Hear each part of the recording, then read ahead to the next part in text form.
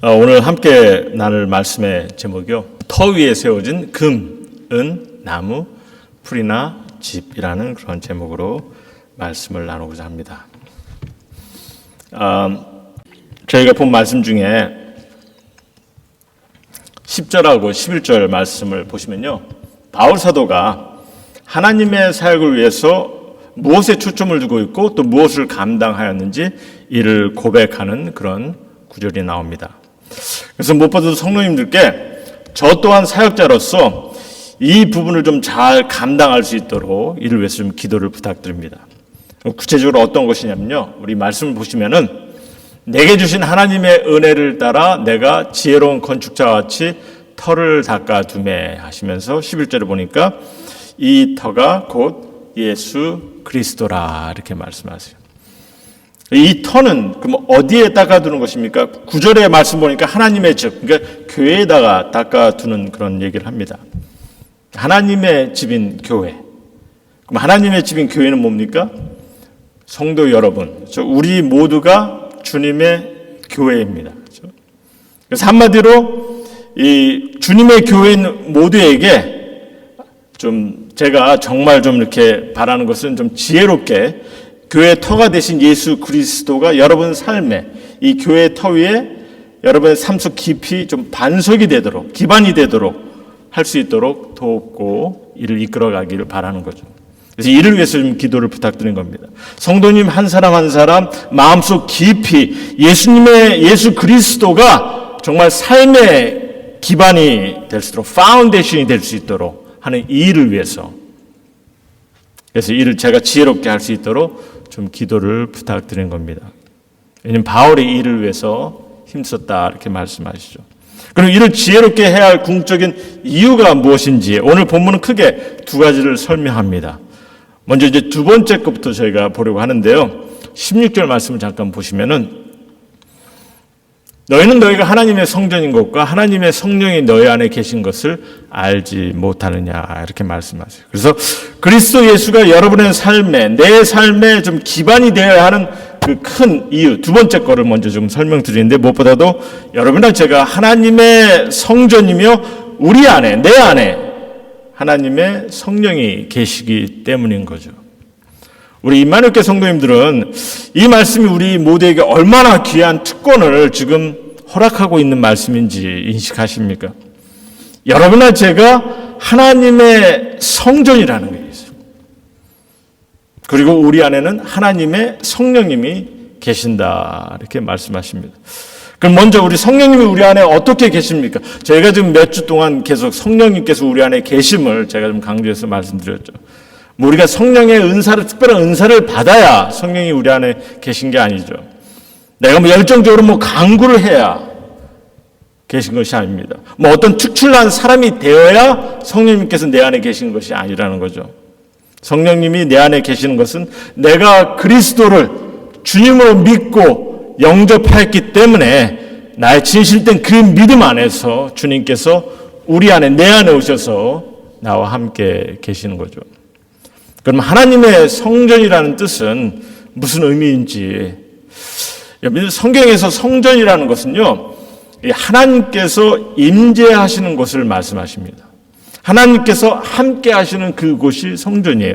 어떤 건물이라는 그 의미보다는. 그래서 성령님께서 우리 안에 계신다는 그런 말씀을 해주시고 계시는 거죠.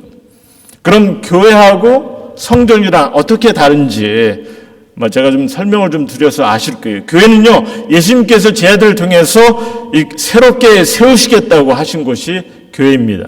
주님의 교회, 나의 교회를 세우시겠다. 그래서 믿는 이들이 가족과 같은 이런 모임, 주님의 가족 공동체를 통해서 교회를 세우게 하셨다는 거죠. 그래서 지금 여러분이 우리가 같이 함께 모이는 이곳이 주님의 교회입니다. 그래서 우리 믿는 이들이 각 사람, 이 모든 사람이 또 성령님께서 함께 계시는 성전이고 그래서 이 성전들이 같이 모여서 성전들 우리가 함께 모여서 주님의 교회를 또한 세워나가게 하신 거죠. 그리고 이는 궁극적으로 하나님의 참된 성전이 이루어질수록 우리 계시록에 보면 이제 하늘의 성전을 얘기하고 계시는데 정말 그런 아름다운 귀한 성전이 되어갈 수 있도록 또한 주님께서 뜻하신 것입니다. 그래서 지금 이곳은요 성전보다는 예배당인 거죠. 예배. 우리가 예배를 드리는 곳. 그러니까 내가 하나님의 성전인 것, 그리고 내 안에 하나님의 성령이 계신다는 것, 이게 얼마나 놀라운 특권이라는 것을 좀 인식하셨으면 합니다. 사실 이게 좀 말로 설명이 좀 하기가 참 힘들어요. 상상하기도 사실 힘들고. 왜냐면요, 지금 만물을 지으신 전지전능하신 하나님과 내가 아주 좀 밀접한 관계를 가지고 있는 것을 좀 설명하고 있는 말씀이거든요. 이런 관계를 설명하고 있는 말씀인데, 그런데 이게 실질적으로 좀 느껴지지 못하겠다 하는 일이 많이 있죠. 이게 뭐 어떻게 누리는지 잘 모르겠다. 사실 이게 대통령이나 뭐 어떤 재벌 이런 이들과 급이 다른 정말 창조자 하나님의 밀접한 관계를 지금 우리에게 설명하고 있는 것인데, 근데 이게 정말 모르겠습니다. 정말 이게 이해가 되시고 경험하시는 것 같으시면 여러분은 정말 이 놀라운 특권을 감격스러워 하셔야 되는 거고요. 근데 난 잘 모르겠다, 잘 인지가 안 된다 하시면은 오늘 주신 말씀처럼 다만 성경이 지금 이 놀라운 특권이 우리에게 주어졌음을 전하고 있다는 것을 좀 특별히 인식하시기 바랍니다. 성경이 이를 우리에게 전하고 있다는 거예요. 그러니까 아직까지는 내가 그걸 느끼지 못한다 하더라도 계속해서 여러분들께서 하나님과의 그런 깊은 관계 속에서 내가 어떠한 존재임을 주님께서 말씀해 주고 계신지, 내 안에 주님께서 나를 하나님의 성전이라 하시고 내 안에 성령께서 함께 계신다는 이 귀한 약속 있는 말씀을 여러분들께서 좀 마음에 품으시고 여러분들과 세워진 그 관계를 좀 다시 한번 좀 생각해 보시기 바랍니다. 그리고 우리가 이런 특권을 통해서 우리가 경험할 수 있는 것이 뭐냐면요, 우리가 이거를 온전히 인식한다면은 정말 인생에 담대함을 가질 수가 있는 거죠. 세상이 줄 수 없는 그런 기쁨을 경험하게 되는 거고, 정말 온전한 사랑과 또한 정말 불안함이 없는 그런 소망을 경험하게 되는 그런 우리 신앙의 모습을 갖게 되는 거죠. 그래서 또한 우리 모두는요, 이 마음속에 예수 그리스도가 파운데이션이, 이 반석이 되어야 하는 그런 모습을 가져야 됩니다. 그렇잖아요. 내가 하나님의 성전이어야 되고 내 안에 성령님께서 함께 계시하는데, 그래서 실제적으로 우리 마음속에는 정말 예수 그리스도가 온전히 심어져야 되는 거죠. 그리고 이 마음속에 예수 그리스도가 기반이 될 때 구체적으로 무엇을 경험하는지 오늘 말씀을 통해서 좀 간결하게 좀 몇 가지만 보겠습니다. 그리스도가 여러분들의 삶 속에 이 파운데이션이 될 때 오늘 17절 말씀 보니까 이런 얘기를 합니다. 하나님의 성전은 거룩하니 너희도 그러하니라. 이렇게 말씀하듯이 지금 죄에서 용서받은 우리들은요, 거룩한 성도답게 살아갈 수 있게 하신 거죠. 거룩의 의미를 우리가 온전히 깨닫는다면 너무나 감사하지 않을 수가 없는 것 같아요. 죄에서 이미 용서받은 우리를 통해서 우리를 바라보시며 거룩한 자라 보시는 그래서 이제 거룩한 성도가 무슨 의미인지 다들 아시죠? 거룩한 자죠. 그래서 거룩한 성도답게 살아갈 수 있다는 거죠. 죄에서 벗어날 수 있는 용기와 힘을 얻게 된 겁니다. 주님께서 내 안에 이 기반, 이 파운데이션이 될 때. 18절의 말씀 보시면요, 아무도 자신을 속이지 말라. 너희 중에 누구든지 이 세상에서 지혜 있는 줄로 생각하거든 어리석은 자가 되라. 그리하여 지혜로운 자가 되리라. 이렇게 말씀하세요. 예수 그리스도가 내 안에 심어질 때 우리가 교만하지 않을 뿐더러 또한 지혜로운 자가 되는 겁니다.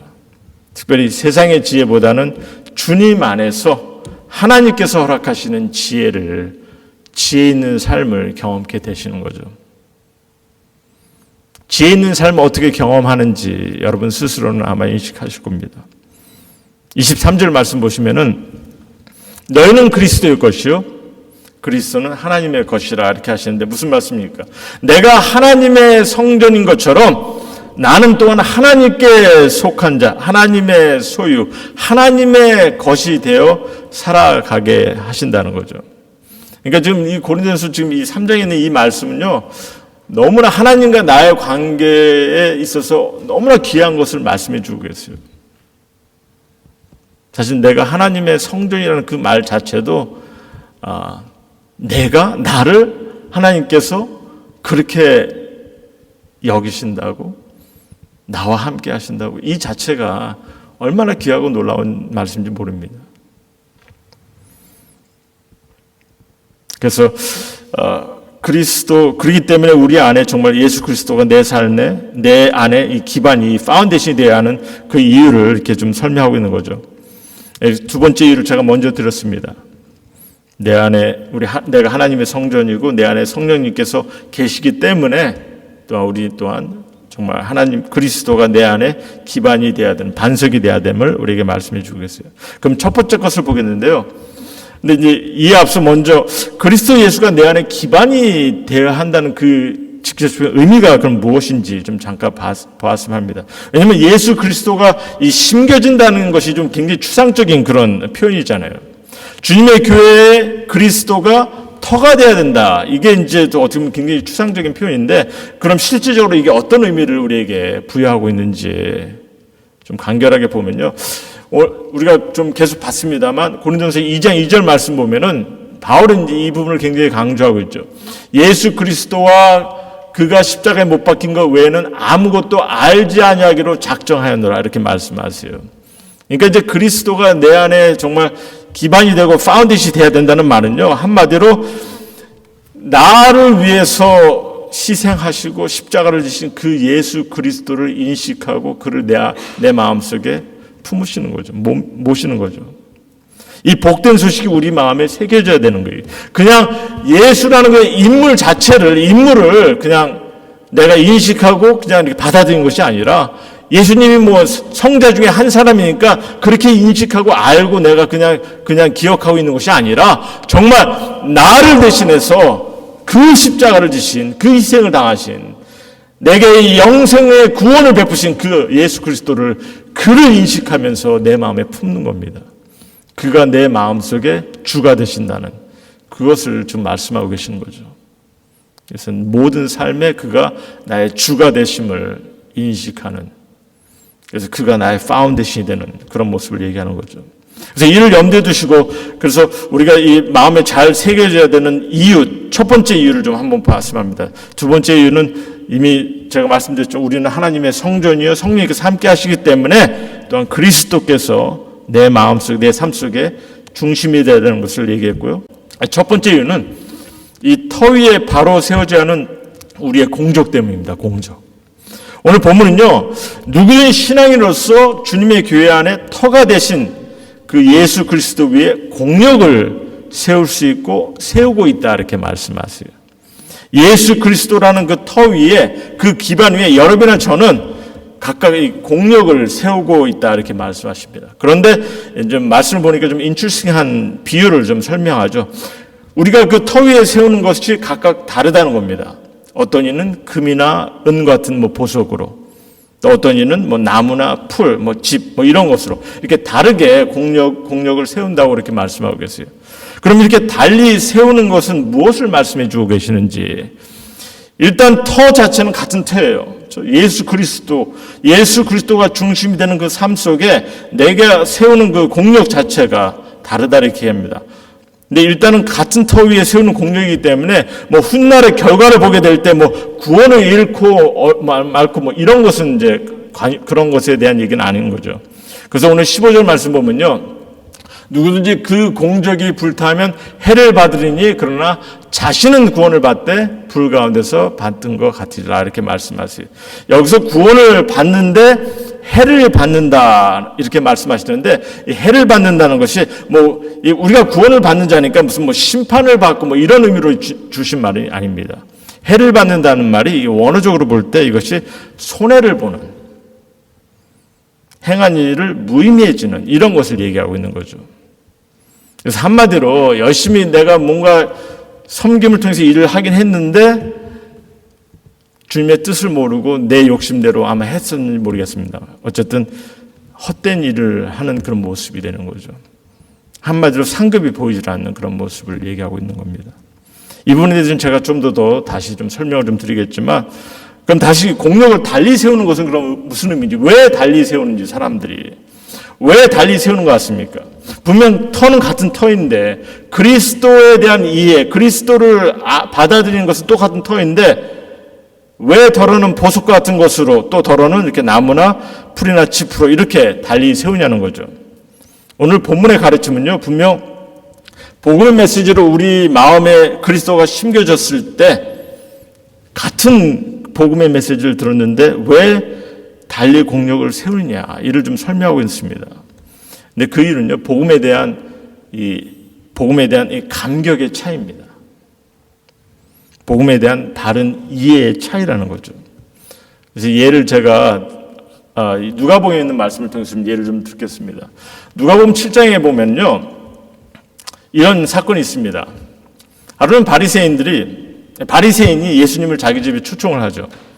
그래서 그곳에서 식사를 하는데 그 동네에 죄를 지은 한 여자가 향유를 담은 옥합을 갖고 와서 그 집안에 들어와서 울며 눈물로 예수님의 발을 적시고 그리고 자기 머리털로 닦고 그 발에 입을 맞추는 그런 장면이 나옵니다. 그리고 거기에 향유를 붓죠. 그러니까 바리새인이 속으로 그럽니다. 이 사람이 만일 선지자라면 지금 자기를 만지는 이 여자가 어떠한 죄인인 것을 알았을 텐데, 이제 이렇게 얘기를 하는 거죠. 근데 그때 예수님께서 이런 말씀을 하시죠. 시몬아, 빚 주는 사람에게 빚진 자가 둘이 있어서 하나는 500데나리온을 줬고 하나는 50데나리온을 줬는데 갚을 것이 없어서 둘 다 탕감하여 줬을 때 그 둘 중에 누가 더 사랑하겠느냐. 그러니까 이제 시몬이 그럽니다. 내 생각에는 많이 탕감을 받은 자이다, 이렇게 얘기합니다. 그러니까 예수님께서 또 계속해서 이렇게 말씀하시죠. 그 여자를 돌아보시면서 예수님께서 이렇게 합니다. 이 여자를 보느냐? 내가 내 집에 들어올 때 너는 내게 발을 씻을 물도 주지 아니했을 때 이 여자는 눈물로 내 발을 적시고 그 머리털로 닦았으며 너는 내게 입맞춤도 하지 않았는데 그는 내가 들어올 때 내 발에 입맞추기를 그치지 아니했으며 너는 내 머리에 감람유도 붓지 아니했을 때 이 여인은 향유를 내 발에 부었느니라. 이러므로 내가 내게 말하노라 하시면서 이런 말씀하십니다. 그의 많은 죄가 사하여졌도다. 이는 그의 사랑함이 많음이라. 사함을 받은 일이 적은 자는 적게 사랑하니라. 이렇게 말씀하세요. 그래서 우리 모두가 좀 이 마음속으로 예수 그리스도를 심는 것이 참 중요한데, 이 시간에 다시 한번 예수님을 향한 그 사랑, 어떠한 마음을 품고 있는지 좀 다시 한번 여러분들께서 좀 생각하는 좀 시간이 됐으면 합니다. 만약 여러분이 한 달만 살 수 있는 그런 시한부 인생이라면 어떻겠습니까? 한 달만 살 수 있는 시한부 인생이라면 아마도 많은 사람들이 그냥 많은 것을 포기하고 절망 가운데 아마 살아가실 겁니다. 한 달밖에 안 남았으니까 하루하루 너무 힘들고 절망스럽고 모든 순간이 정말 절망스럽고 아마 그렇게 인생을 남은 시간을 보내려고 할 겁니다. 그런데 그 시한부 인생을 살아가는 여러분에게 하나님께서 영원한 삶의 확신을 보게 하셨다면은 꿈을 통해서든지 환상을 통해서든지 어떻게든지 그 영원한 삶이 있다는 것을 확신을 주시고 보게 하셨다면은, 그래서 그 사람이 영원한 삶을 갖게 하셨다고 가질 거라고 이렇게 약속을 주셨다면은 그거를 받았다면 어떻게 하시겠어요? 그 남은 한 달의 삶을 어떻게 사시겠냐는 거예요. 아마 하나님을 위해서 살아가지 않겠냐는 겁니다. 주위에 많은 다른 사람들에게 더욱더 하나님의 사랑을 나누려고 하고, 그렇죠? 자기가 가지고 있는 사랑 또한 나누려고 하고, 어떻게 해서든지 정말 하나님을 모르는 사람들, 이 구원의 소망을 갖지 못한, 영생을 보지 못한 이들을 위해서 정말 그들을 바라볼 수 있도록 어떻게든지 그들에게 다가가서 권유도 하고 자기의 확신을, 자기가 경험한 것을 나누지 않겠냐는 거죠. 근데 사실 이 영생의 확신이 있으시다면, 여러분께서 영생의 확신이 있으시다면요, 한 달이나 20년의 시한부 인생 별 차이가 없는 거죠. 별 차이가 없는 거죠. 여러분의 모든 죄를 대신하신 예수님께서 십자가에서 우리의 죄의 형벌을 감당하시고 우리에게 영생의 구원을 허락하셨다는 거. 여러분께서 이게 확신이 있으시다면요, 사실 어떻게 보면 내 인생은 더없이 축복을, 더없이 귀한 사랑을, 더없이 놀라운 은혜를 받은 그런 인생입니다. 그러니 이를 인식하신다면은 무엇으로 공력을 쌓으시겠냐는 거예요. 어떻게 공력을 쌓으시겠냐는 거예요. 물론 여러분의 선택입니다.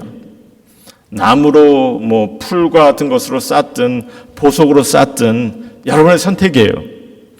다만 그 쌓으시는 것의 결과는 하나님께서 달리 보신다는 겁니다. 근데 하나님께서 달리 보시는 것이 꾸중하기 위해서 달리 보시는 것이 아니라, 그렇죠? 네가 왜 이렇게 못 쌓느냐? 요것밖에 안 썼어. 꾸중하기 위해서 그거를 달리 보시는 것이 아니라 착하고 충성된 종아, 칭찬하시기 위해서 달리 보시는 거죠. 우리는 좀 이를 바로 인식하셨으면 합니다. 우리의 죄는요, 모든 사람이 다 똑같이 용서를 받았어요. 하나님 앞에. 이미 용서받은 자입니다. 예수님의 십자가로 말미암아. 그래서 하나님의 은혜를 깨닫고 이 땅에서 하나님의 뜻을 세워나가면서 이제 하나님께서 우리의 일들을 해야 되는데 그가 우리의 일을 통해서 특별히 준비하기를 원하신 것이 있으시다는 거죠. 그 준비하기를 원하시는 것이 우리를 꾸중하고 우리의 부족함을 드러내고 그렇게 하시기 위해서 그런 것이 아니라 우리에게 칭찬하시기 위해서 착하고 충성된 종아 하늘의 상급을 준비하였으니 하면서 이 칭찬을 주시기 위해서 하시겠다는 거죠. 그러니까 사실 이 보석과 같은 것과 이 나무로 쌓는 이 공력은요, 우리의 기준을 통해서 우리가 쌓는 겁니다. 그래서 이 쌓는 것에 대한 차이를 좀 다시 한번 좀 제가 설명을 드리겠는데, 오늘 사실 귀한 말씀이 13절부터 15절 말씀을 제가 적지는 않았습니다만 이게 좀 다른 의미를 조금 좀 설명을 좀 드릴게요. 이 말씀에 기록된 것이, 이 말씀의 기록이 어떤 의미를 주냐면요, 여러분들께서 쌓은 그 공적을 한순간에 모든 것을 다 한꺼번에 계산한 그런 의미로 얘기를 하지 않으세요.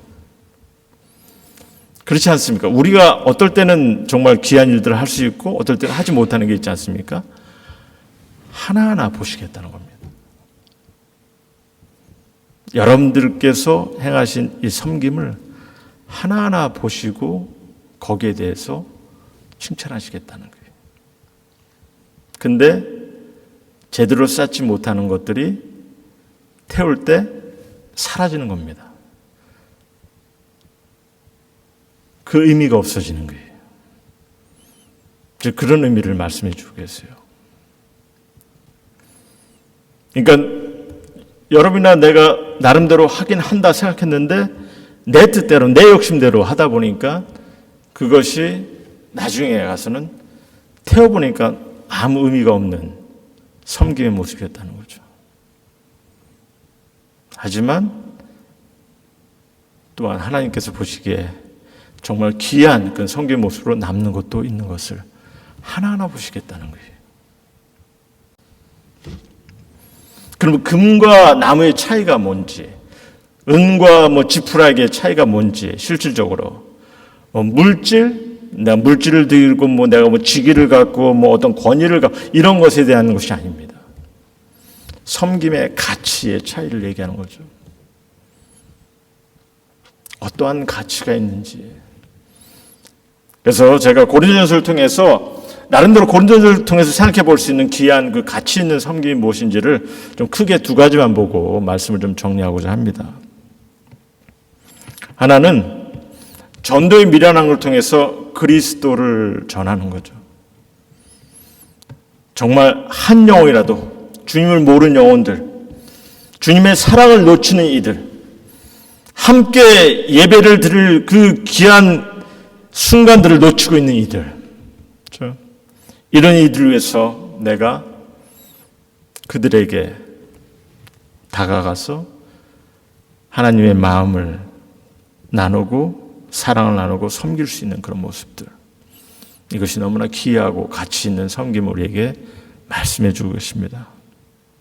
그리고 또 한 가지는 사랑 얘기가 나왔으니까 두 번째로 이 보석과 같은 모양의 그 공력을 쌓는 것은요, 하나님의 완전한 사랑을 하나님께서 완전한 사랑을 경험케 하셨으니까 사실 우리도 이 사랑을 배워서 나누는 거죠. 분명 우리가 이제 고린도전서 13장을 아직 보지 않았지만 여러분들 보시게 되면요, 그런 얘기를 하십니다. 비록 성령의 은사를 받았다 하더라도, 비록 성경에 많은 지식을 갖고 있다 하더라도, 비록 믿음 생활을 오래 하였다 하더라도, 비록 좋은 많은 일들을 행했다 하더라도 사랑이 없으면 아무것도 아니라 이렇게 말씀하시지 않습니까? 그러니까 아마 이런 것들을 많이 했다 하더라도 태우는데 보니까 아무것도 남는 것이 없는 것처럼 될 수 있다는 그 의미를 얘기하고 있는 거죠. 나는 인사를 받고서 이런 일들을 감당했어. 막상 태워보니까 아무것도 없는 거예요. 하지만 완전한 사랑을 배워서 그 사랑을 나눈다면 그야말로 아름다운 보석과 같은 그런 귀한 가치 있는 그런 섬기의 모습이 남게 됨을 우리에게 말씀해 주고 계신 거죠. 그래서 이를 위해서 좀 더 실질적인 도전을 좀 생각해 본다면요, 제가 이걸 통해서 좀 일을 하고 말씀을 좀 정리하고자 하는데, 결국은 우리 모두가 이런 보석과 같은 공력을 쌓기 위해서 나름대로 주님 앞에 다가가시고 주님의 일들을 감당해야 되는 거죠. 이게 보석이 될지 나무가 될지는 주님께서 아십니다. 하나님께서 아세요. 하지만 우리는 말씀을 통해서 주어진 일들을 감당하기 위해서 좀 더 말씀을 의지하고 또 나름대로 관심을 갖고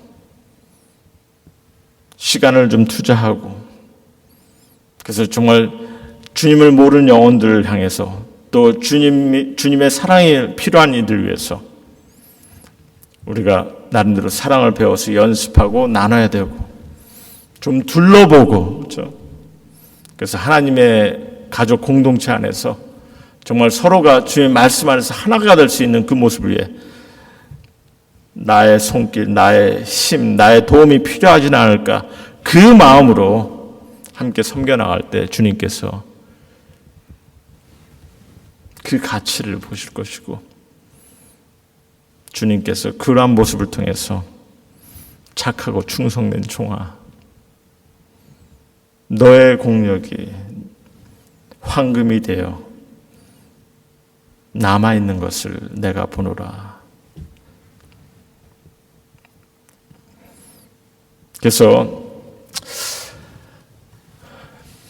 계속해서 우리 성도님들 말씀 안에서 주님께서 귀히 여기시는 것들을 좀 생각하시면서,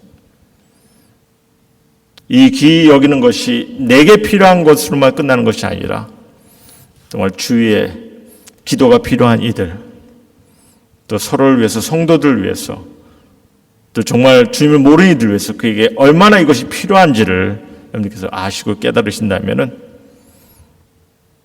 나름대로 이를 좀 나누고 또 그 안에서 주님의 일들을 감당해 나가는 그런 우리 성도님 모두가 되기를 다시 한번 주님의 이름으로 소원하고 소원드립니다. 주님께서 주신 말씀을 생각하시면서 좀 찬양을 좀 드리겠는데요.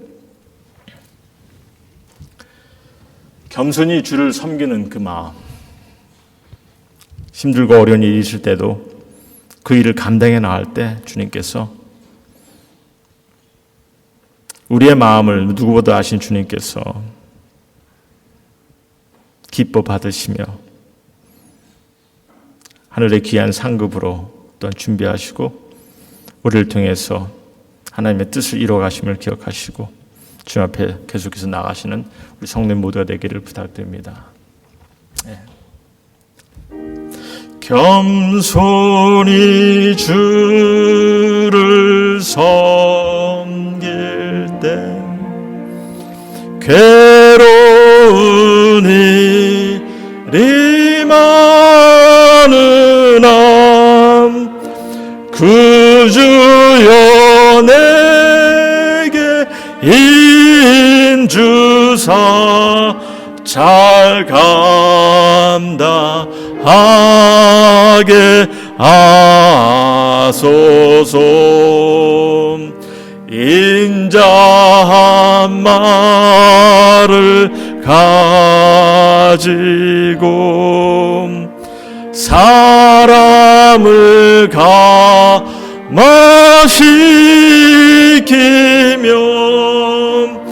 갈 길을 잃은 무리를 잘 인도하게 하소. 구주의 기한 있네. 구주의 귀한 인내를 깨달아게 하시고 굳건한 믿음 주셔서 늘 승리하게